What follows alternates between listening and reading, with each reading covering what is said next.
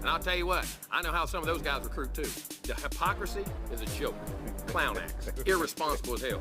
Ball game's changing, man. If they got a problem with it, come see me. Jimbo Fisher, scorched earth. He's talking about Saban. He's talking about Kiffin. He's gone full smoked mode. Let's go around the horn. Right. Hypocrisy is a joke. I love a good and I'll tell you what. I'm a big fan of I'll tell you what. Oh, man. We'll get there in a second. Jim Harbaugh saying, I'll stay at Michigan. This went from a flight tracker situation, which usually means it's over. But no, he went to Minnesota, he interviewed, he missed signing day with Michigan, and he's come back telling Michigan he won't go to the NFL and he'll be with Michigan for good. And this is fascinating reporting from Courtney Cronin of ESPN saying there may have been mixed signals in the interview. Harbaugh may have thought he had the job, and Minnesota may have thought he was in the mix for the job. That's what sources are telling Courtney Cronin. That's fascinating. Frank, what just happened? Yeah, there's nothing wrong with being torn about maybe taking a job and leaving a job, but how does he get on that plane with his status being a former NFL coach, high-profile coach at Michigan? How does he get on that plane not knowing whether or not he has the job? Now, he doesn't have an agent, so maybe the old saying now should be a coaching candidate representing himself has a knucklehead for a client. I just don't know how he gets to this step, and then he comes home without the job. He didn't even turn it down. He just didn't get the job. Kevin Blackstone? Well, how do the Vikings not hire Jim Harbaugh, who has actually been to a Super Bowl, and instead turn to a guy who's, 36 years old? Who's going to a Super Bowl as a coordinator. Right, as a coordinator, right, and just done that for 2 years, and turned down a guy with all the accolades on Jim Harbaugh's resume as an NFL coach, regardless of what he just did at Michigan, beating Ohio State and getting in the Final Four for the first time. So I look at them more than I look at Harbaugh. Israel Gutierrez? How are you in a job interview for 9 hours and do not get the job is my first question. And what are you talking about for those 9 hours? How is there that miscommunication during that time? And if I'm Jim Harbaugh, I'm thinking, okay, so I just spent 9 hours with one organization and I'm not the sure thing.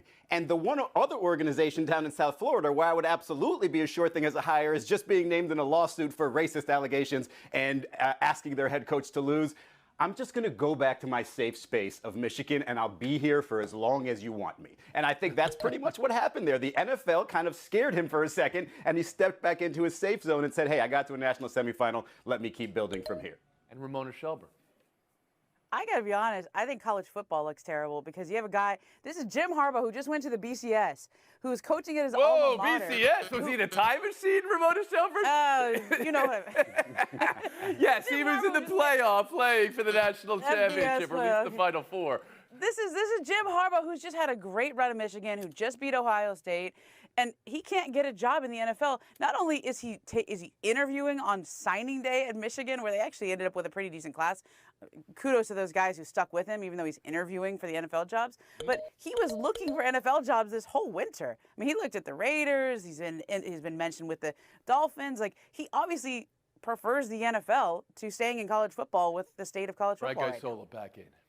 You know, the fact that he is 58 years old, maybe some general managers think that the NFL game has passed him by. He's been out of it for so long, and maybe that old school way works better in college than it does in the NFL. Kevin's bringing up the fact that, Minnesota instead looks like they're going to hire a 36-year-old coach. Maybe a lot of these GMs, they want to pat themselves on the back. I hired the next boy genius. They certainly did it in L.A. And that's, I think a lot of these GMs also, the whole analytic age as well. I think all this stuff factors into it. I love it when you give it to me. The whole analytic age. You can't say too much. Like you're Mike down Ditka, with the analytic age if Vince you call Lombardi's it the whole not doing analytic analytics. age. Israel Gutierrez. Yeah, and as Ramona mentioned, taking that interview on National Signing Day kind of furthers my point that he seemed like he was out the door to the NFL and probably got scared back and, was sort of in the turtle shell a little bit and going back to his safe place there in Michigan. So there's no way he was going to go to Miami after what just happened in Miami. But if that hadn't happened, it would have been the obvious landing spot for him. Just seemed like a mess. Go back. Maybe since you brought up the Vikings side of this, and you brought up Kevin O'Connell. I mean, it's not done. I mean, he's clearly the favorite, and clearly they're going to wait until after the Super Bowl. And they have told Raheem Morris, and they have told other candidates it's over. But this is a franchise. Well, Raheem Morris is a prominent black coach, and this is a franchise now with a prominent black GM as well. Does this pass muster? I seem to think you think Minnesota went this the right way. I mean, nothing passes muster right now with the hiring of coaches in the NFL.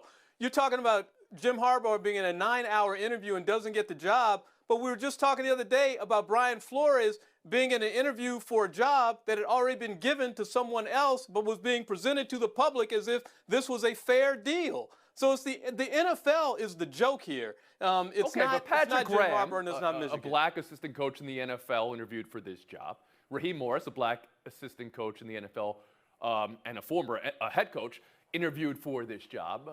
Kwesi Adolfo-Mensah is the bright young mind and the new keys to the entire Viking kingdom here, a black GM in the NFL. The interviewing process here, you believe, is flawed because every interviewing process is flawed? I believe every interviewing process is flawed. And let's not forget, Brian Flores was working for a black GM in Miami as well, who kowtowed to his owner, Stephen Ross. So that's why we talk about systemic racism. We're not talking about individuals. It is the system of it and how it works against Frank, can I bring you in here? And you mentioned it, Tony. The Rams are going to the Super Bowl, and usually what we see what happens is your team has success and the guys on the staff benefit from it. That's why, for me, I just wonder, where is Eric Bieniemy in this whole thing? Is everyone just saying, well, you're the offensive coordinator for Patrick Mahomes, so that's all your success? It just seems odd that this whole cycle has kind of gone through, and Eric Bieniemy isn't even involved in it. That part I don't understand. Kevin? And speaking of Eric Bieniemy, he just tutored Mike Kafka, who just got the job as an OC. So a guy under him has now moved up the chain, but he can't move up the chain himself. It's amazing, huh? We said it yesterday. We're going to be viewing all the hirings through a Brian Flores prism for some time now. We're going to move on. The #1 recruiting class of all time in college football, according to people who write these sorts of things. Maybe even you people. Jimbo Fisher, not even taking a minute to enjoy that, or maybe he is, but here he is on the microphone addressing the name, image, likeness, and those who think Texas A&M is throwing money at recruits. And then to have coaches in our league and across this league to say it, clown acts. All right? Irresponsible as hell. Multiple coaches in our league. And the guys griping about NIL, griping about transfer portal, using it the most and bragging about it the most. And I'll tell you what, I know how some of those guys recruit too. Trust me, you don't want to go down that avenue. I love clown acts. That's great. I thought he said something else first, referring to a part of the clown's body. But Israel, what are you buying? What are you selling? Well, I'm buying him standing up for himself, buying him standing up against other coaches who are railing against a system that might not work for them. Look, Texas A&M's got a lot of money, and however they decide to utilize that in a sort of legal way, over-the-table way, then they can go ahead and succeed that way. But it's just the obvious. If you take some of these quotes and take the word student out of them, do not let them use the word student, these arguments sound so ridiculous. They just sound ridiculous. It's just arguments about where the money's coming from and who's hiding what. So, Jimbo Fisher, I applaud you. Ramona Shelburne.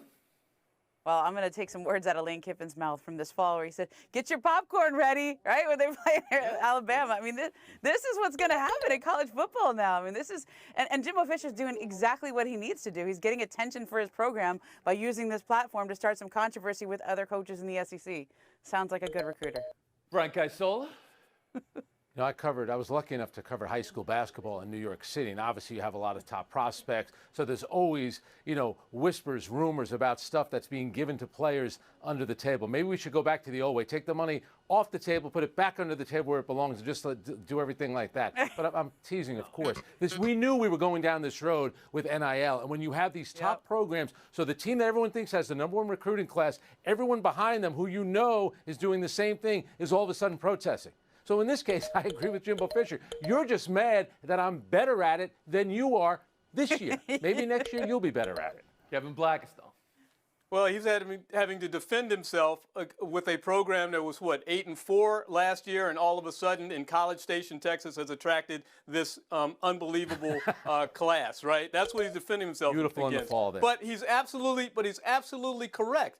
And look, this has been going on for forever. I mean, the big money programs have always had more to offer recruits than programs that don't have as much money. Whether or not it came in the form of jobs that they could get in the off season, sometimes being sham jobs, like working for some auto dealer who was connected to the alumni system, or putting in fancy new locker rooms that guys were going to be attracted to, or a swimming pool that they would be attracted to. So this has gone on forever, and now it's just NIL is being used as this boogeyman program that's out there. Ramona Shelburne back in.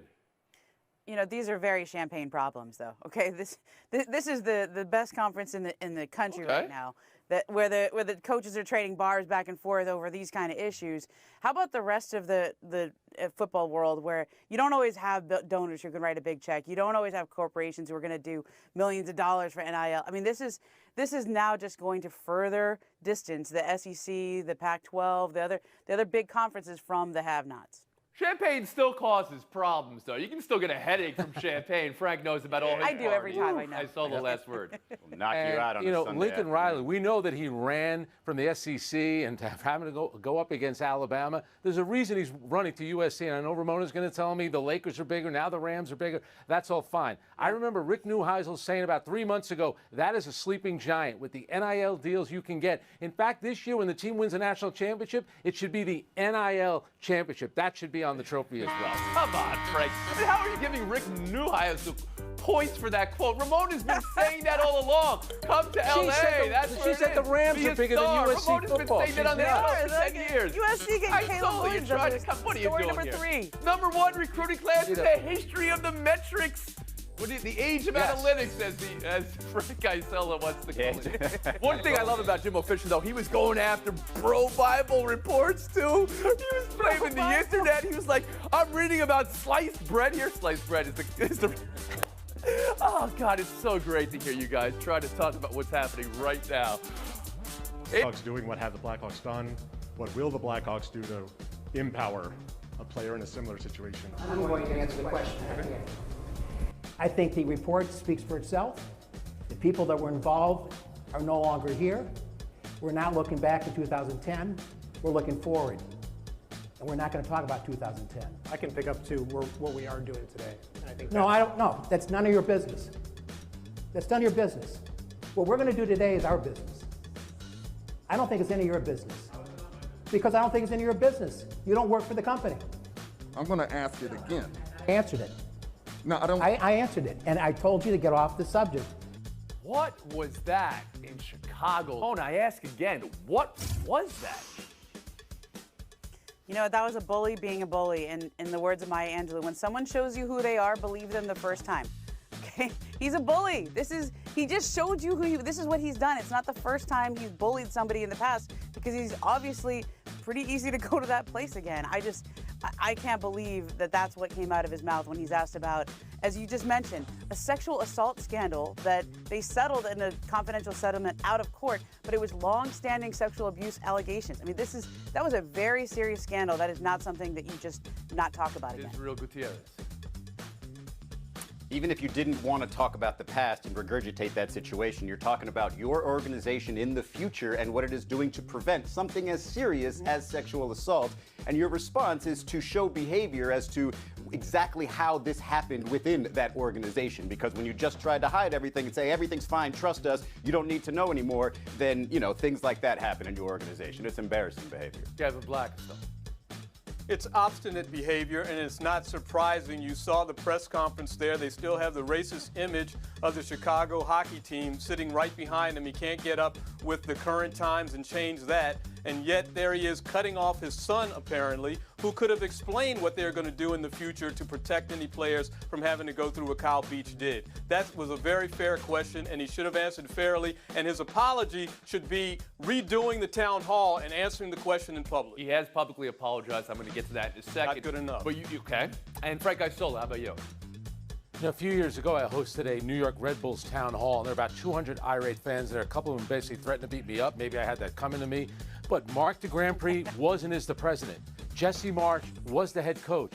They were expecting every kind of question. And let me tell you something. The questions were not asked as respectfully as those two reporters asked the Chicago owner right there. And they were ready for everything, and they answered. It's one thing to say you're going to be transparent. You're going to sit up there. You have to be prepared to ask any question that comes your way. That answer, not acceptable. Rocky Wirtz has issued an apology. That needs to be said on this show, but also needs to be said the statement the team released during this settlement, last year. And here's another thing. You always get these statements. George Floyd, teams put out statements the next day. The leagues, networks, oh, this is our hiring practice. They put them out the next day. This was a statement from this franchise you just saw on video here.